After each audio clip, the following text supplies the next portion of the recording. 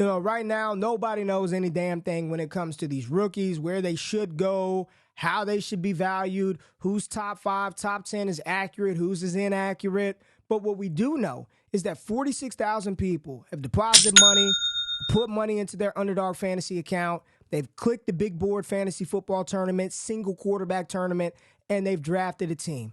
And through this, we've been able to collect a lot of ADP data about what the consensus feeling about these rookies are. So there's no better place, in my opinion, to go to than Underdog Fantasy to talk about who the community is currently valuing as the top 5 running backs in this class. I've yet to really come out, put a show out, and talk about who I believe should be the top 5 running backs in this class. Still got the Combine, we've got Pro Day, and then inevitably the NFL Draft. But let's talk about it. Should these guys be drafted where they are? Is this the right 5 to be viewed as the top 5 running backs in this class? What are your personal feelings about this RB class? And don't be lazy. Don't just tell me it's a bad class because there's no Bijan Robinson or Jahmyr Gibbs. We're going to talk about who the 46,000 people have said should be the top 5 running backs. We're going to discuss it a little bit. Nice little easy, free-flowing Sunday conversation. I appreciate you being over here on the channel. I appreciate you being in the building. And if you stick around to the end of the video and you find the information actionable and or entertaining, hit that thumbs up button, like the content, subscribe for your boy. But let's get into it. Top 5 running backs according to Underdog ADP. Let's get it. Okay, let's get it. Bitch, let's get it. Woo! Welcome back to the station. Welcome back to the channel. Y'all know who it is. Your boy Ray G. You can find me on X at RayGQ. And if you want my personal ranks for this rookie class, go to DestinationDebbie.com. Sign up for the packages. You get access to the database, all that good stuff. But let's talk about these running backs and who the 46,000 people said should be the top 5 guys off of the board when we're talking about the rookie class. So let's pull it up real quick and take a look at who the top 5 rookie running backs are according to Underdog Fantasy's ADP from the big board single quarterback competition. At RB1 in the 2024 class, we have Jonathan Brooks, the running back out of the University of Texas. RB2, Michigan's Blake Corum, national champion right there. Blake Corum as the RB2 off of the board, followed by Florida State's Trey Benson. Bucky Irving out of Oregon. Braylon Allen, the big bruiser out of Wisconsin. That's 5, but Audric estimates right after Braylon Allen as RB6, so I figured I would throw him in this conversation as well. So let's just start out talking about these running backs in particular and sort of the archetype. Who do they play like? No kind of comps here, but let's just talk about what they do from a very general, holistic standpoint. Jonathan Brooks, I believe that he is a better prospect than we thought Roschon Johnson was coming out of Texas last year.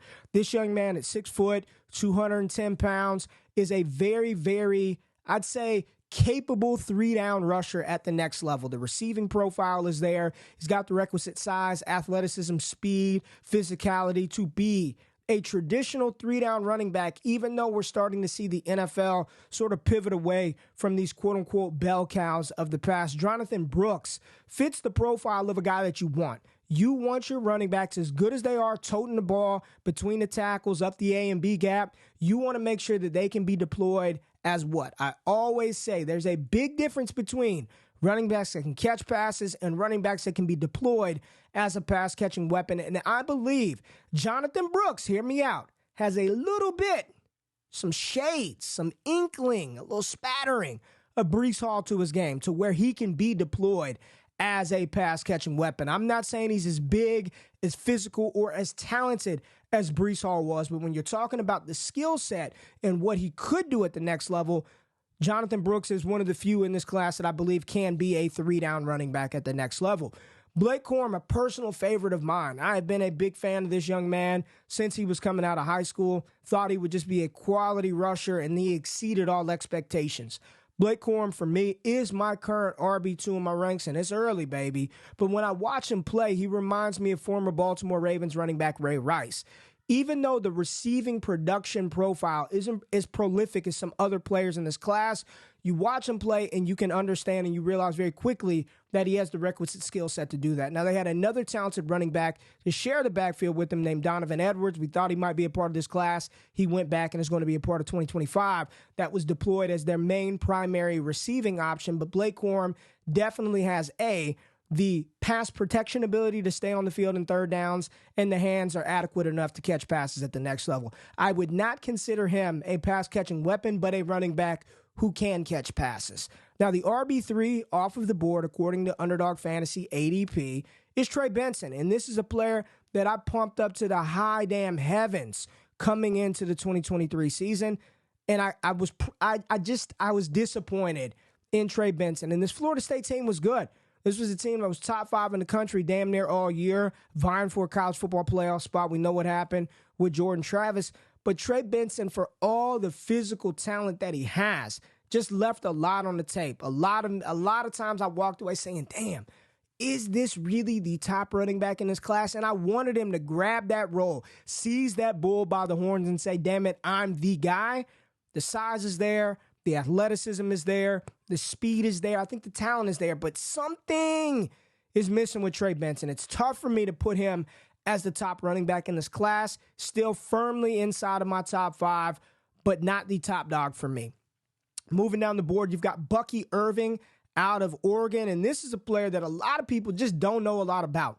Pac-12 after dark. The games come on mad late. You're on the East Coast. You're not staying up past 1 a.m. to watch Oregon play Arizona. I get it. I understand it. But I am a Pac-12 homer. I love me some Pac-12 ball, and I got to watch a lot of Bucky Irving during this time at Oregon, and I think he's one of the more slept-on, underrated running backs in this class.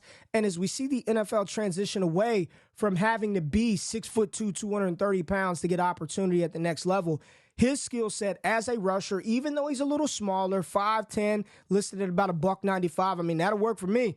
Jahmyr Gibbs, sub 200 pounds. He's not Gibbs. He's not Achane. He's a very, very talented rusher who can be deployed as a pass-catching weapon and is one of the best at breaking tackles, forcing missed tackles. Bucky Irving, Marquise Bucky Irving, very, very good running back. Love that the drafters are sharp, having him inside their top 5. He is a top 5 running back for me as well. You've got Braylon Allen. Now, Braylon Allen, I'm gonna take this picture off the screen now because we're gonna get personal. Sunday conversation. Braylon Allen got a large subset of people who love him. Young, 19, 20 years old, 6'2", 240, athletic. Thought he was gonna play linebacker. Nah, man, I'm playing running back.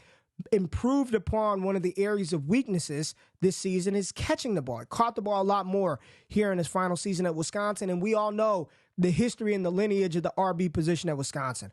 Going back to Ron Dane, Monte Ball, you've got Melvin Gordon, James White. The list goes on and on and on for productive Wisconsin rushing backs going to the next level and getting some opportunity. And Braylon Allen, he looks like what should be the second coming of Derrick Henry. But let me make no mistake about it. He is not Derrick Henry. That was a different animal. When I saw Derrick Henry get loaded up in the Iron Bowl, 39 attempts in the very next week in the SEC title game. I think they gave him another 40 carries, just built different. He's not Derrick Henry, but he does has the size and the tools to be a dominant rusher. But when I watch him, it's just like as big as he is, he doesn't play with the type of physicality that I would like to see from a running back of his size. But you got another large subset of people who absolutely love this young man. So Braylon Allen, I'm just going to say this, for dynasty gamers, is a running back you want to invest in. If the community likes him, it doesn't matter as much if you like him or not. That value that he's going to have from everybody else wanting him to be the next Derrick Henry, that's something that you can't pass up. And very, very surprised that in a PPR, half PPR tournament, Audric Estime is the RB6 and creeping up to be RB5 in this class. I did not think that he would have the type of love affair that he has right now, going ahead of Tyler Algier, Zach Moss, and kind of plays a little bit like Tyler Algier. I didn't think the community would be as high on Audric Estime because he is not what you would perceive to be a high-level receiving type option at the next level. He fits the mold of a first and second down bruiser, grinder. Think Ramondre Stevenson, but not as, I guess, refined as a route runner. Ramondre can catch passes. I'm not going to call him a pass-catching weapon, but he can do a little bit out there. I've seen him run the Texas route. I've seen him have some choice options. We know he's good in the screen game. Haven't seen that a lot from Audric Estime, but those are the top 6 running backs according to Underdog Fantasy, and just sort of my personal thoughts of these players from a holistic standpoint. Now, you see where they are. You see their current ADP. These running backs, Jonathan Brooks being drafted ahead of Jerome Ford, who may enter the 2024 season as the starting running back for the Cleveland Browns. No news on Nick Chubb, but I continue to hear it was a devastating knee injury. You got Blake Corum and Trey Benson being selected ahead of guys like Khalil Herbert. You see him selected ahead of Jaleel McLaughlin. Great season from that young man out of Denver, and kind of feels like the beginning stages of what Jalen Warren was to Najee Harris a couple of years ago. Bucky Irvin, Braylon Allen, and Audric Estime all clumped together, being drafted ahead of running backs, as I said, aforementioned Tyler Algier and Zach Moss. But let's look at where they're going in relation to other NFL players, other skill position players, other players in the league, not just running backs. So here we go. At the top of the board, you got Jonathan Brooks sandwiched in between Matthew Stafford, Luke Musgrave, and you got some Dontavian Wicks there, the wide receiver from the Green Bay Packers. Blake Corum, again, being drafted one spot behind Jerome Ford, ahead of Adonai Mitchell, Gabe Davis, who's probably on his way out of Buffalo. And then you've got Brandon Cooks also being drafted after Blake Corum, but ahead of Trey Benson, who's going ahead of Lab McConkey. And then you see the next player, ADP-wise, off of the board, Aaron Rodgers, quarterback for the Green Bay Packers. Now, as I'm sitting back and I'm looking at this, man, you're drafting Jonathan Brooks, a player who is probably not going to be ready at the start of the season. I'm no medical doctor. I've got no insider information, but he tore his ACL towards the back half of the college football season. He's not going to participate at the combine. I don't know what that means for his pro day prospectus, but we just did this with Kendre Miller last year. Now, Kendre Miller's knee injury happened much later in the season, but it also wasn't a torn ACL. It was an MCL sprain, I believe, was the official diagnosis. 6 to 8 week injury, or maybe it was a meniscus tear, but it wasn't a full ACL tear for Kendre Miller.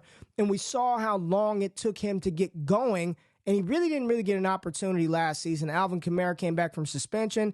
As I told you on the Underdog Fantasy Show with Josh Norris, that he was going to smash down the stretch, and AK-41 did just that, kind of faltered off in the playoffs. But when he came back, he was a damn RB1 every single week due to suspension. Kendre Miller wasn't ready to go. He had dealt with multiple injuries, and I don't know if that had to do with the knee injury or just his human body. But banking on Jonathan Brooks coming off of the board is RB39 right now in drafts seems a bit rich for me. Now, what's the payoff? You're playing for week 17. You just want to get in the tournament, right? You want to get in to the playoff season in these tournaments. You want to make it to week 14, 15, 16. There is a chance that Jonathan Brooks comes back and he's good to go down the stretch. Even if he starts the season off on pup, starts off a little slow, there is a chance that he's ready to roll and he's locked and loaded at the back half of this current NFL season. I'm not going to go there. I'm trying to view him, or at least my thought process today with the information that we have, which is limited, is Jonathan Brooks is the type of 2025 play. He's not a 2024 play. ACL tear towards the back half of the season. No combine, no mini camp, no OTAs, probably limited throughout training camp. And as good as he may look or say he feels, no doubt his knee is going to be better in year 2 than it is going to be year 1. So when I'm looking at this and I'm on the clock and it's between Zamir White, Jerome Ford, hell, even Khalil Herbert, who I'm not the biggest fan of, I probably feel a lot more comfortable with those guys on my roster than I do today with Jonathan Brooks, even though he is my RB1 in this class for dynasty purposes. Redraft, a tournament like Underdog, maybe it's okay to take a couple of shots, but I know I don't want to be overexposed to Jonathan Brooks. So is that RB39 price tag appropriate? Well, it's interesting that you see Kendre Miller right there as RB44, and same sort of pathway with these guys. Very talented rushers who a lot of people like, both of them coming out of the Big 12, but both of them sustaining knee injuries that should impact them early in their rookie season. I would prefer Jerome Ford, Khalil Herbert, hell, probably even Kendre Miller in most cases over Brooks today. Definitely give me some Zamir White over him. He's a phenomenal player, incredible talent. I think he's the best pure talent when healthy, but man, just without landing spot, not knowing that draft capital, and more importantly, not knowing how that knee is and how that's progressing, makes it tough to draft Jonathan Brooks this early in the process. Now, Blake Corum and Trey Benson, a little different story. Those guys are healthy. Now, Blake Corum, he has sustained in his career multiple injuries as well. A lot of people said it didn't look the same in 2023 after suffering that knee injury, I believe in the Ohio State game in 2022, where he was en route to a monster performance, but he came back and he smashed this season. If this was an 85% Blake Corum and this year he's going to get 100% healthy, sign me up. I want to take some shots on these rookie running backs. Don't get me wrong. I want to take some shots on these rookie running backs, and you better take shots on these rookie running backs, especially in tournaments like this. I think this is an appropriate slot for both of these guys. I don't believe that Blake Corum or Trey Benson are going to walk onto an NFL field in 2024 and just seize a starting role right away. But these are two players that you can see as NFL teams get out of it down the stretch, weeks 14, week 13, week 15. You get some of those older veterans that don't have a deal, that are on one-year deals. Their teams are out of it. You could see these guys assume that starters role towards the back half of the season just for teams to figure out what they have in these young players. I like both Blake Corum and Trey Benson. I think their landing spots, more importantly than the capital, are going to be what separates these guys come 2024 draft time. Both of these are really good players, and I have no problem with where they are being drafted currently. Now, we get to that last subset of RB4, 5, and 6. Again, Bucky Irving out of Oregon, Braylon Allen from Wisconsin, and Audric Estime out of Notre Dame. Ahead of Tyler Algier, ahead of Zach Moss. You can project Zach Moss right now to be the backup to Jonathan Taylor. Tyler Algier, the backup to Bijan Robinson. So these three running backs, Irving, Allen, and Estime, you've got one guy of the three that you can build or at least count on to be a dynamic pass catcher, and that's Bucky Irving. I'm just not seeing that in the range of outcome for Braylon Allen or Audric Estime. They just feel like when you watch their game, when you look at their profile, they profile more like your early down, first and second down running backs, and there's nothing wrong with that. But when I look at the class and some of the players that aren't listed here that I think we should be paying attention to, let me throw a couple of names at you. My current RB5 in the class, and if you want my full rankings, patreon.com/allgas or visit destinationdebbie.com. Sign up for the all-in plus Discord package. You'll get access to it from that. Is Jalen Wright out of Tennessee. This is a player that my friend in the space, Jared Wackerly, shout out to Dynasty Nerds, we talked about him a couple of years ago. The speed, the athleticism. Tennessee was kind of a mess with Joe Milton this past season. They are in a lot better shape with Nico at the helm at quarterback. Tennessee was kind of a mess. You had Small at running back, and you also had Jalen Wright. And I think after the combine, Wright was supposed to be a participant at the Senior Bowl, was nursing some injury. He could be a monster riser at 5'10", 5'11", over 210 pounds. He's got long speed. He can catch the ball in the backfield, physical runner between the tackles. As one of the guys being drafted a lot later that I've been scooping up left and right, as has been Dylan Johnson, the running back out of Washington. You turn on the Washington tape for Rome Odunze or Michael Penix, man, you leave looking at number 7, the running back, number 2, Jalen Polk. They got a damn tight end, a couple of offensive linemen that you're watching. I think Dylan Johnson is one of the more slept-on running backs in this class. Over 170 career receptions, was at Mississippi State, transfers to TCU, multiple 30, 40-plus catch seasons. He's got the requisite size, over 1,100 yards on limited volume. He was a little banged up with the foot. Got to see how that plays out with Dylan Johnson. But don't sleep on Dylan Johnson, who right now has been drafted as the last running back off of the board in 2024. And I'm telling you right now, that is a mistake. I'm gobbling up Dylan Johnson in the 19th, 20th round of every one of these that I do. I plan on entering about 100 of these. I got 25 of these drafts down, so I got another 75 to go before the draft, but I'm getting a lot of Dylan Johnson. And a player that a lot of people loved and then sort of didn't like because the team started to falter, don't forget about Will Shipley, the running back out of Clemson. And I know, as soon as you see him, you got to comp him to Danny Woodhead, Rex Burkhead, one of those guys who's another white running back who catches a bunch of passes. But this young man is very good. We talked about being a pass-catching weapon at the running back position or a running back that can catch passes. Will Shipley can be deployed as a pass-catching weapon. He's been in the Devy space. People have known about him for some time, so a little bit of prospect fatigue when it comes to Will Shipley, but he is also very physical between the tackles. So Will Shipley, I'm a lot higher on him. I think he's going to make for a much better pro than he was a collegiate player. Those are some other running backs from this 2024 class that are not being valued inside that top 5, top 6 that you may want to take some shots on. But those are your top 5 running backs according to the 46,000 people who have participated in this tournament. You've got Jonathan Brooks, Blake Corum, Trey Benson, Braylon Allen, Bucky Irvin, and Audric Estime coming off of the board as your top 6 running backs here through February 18th, 2024. We're going to do this all freaking offseason. I'm talking about running backs, quarterbacks, tight ends, wide receivers, the full gamut. We're going to do multiple live drafts on the stream, talking through ADP, going through roster construction, how to win $1 million, how to win $100,000 on Underdog Fantasy.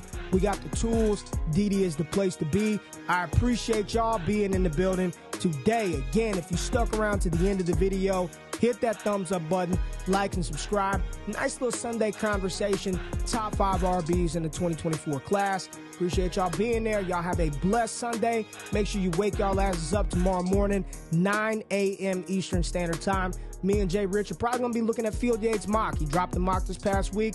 Need to talk about the landing spots and some of those players. Y'all have a phenomenal day. I'm out. Peace.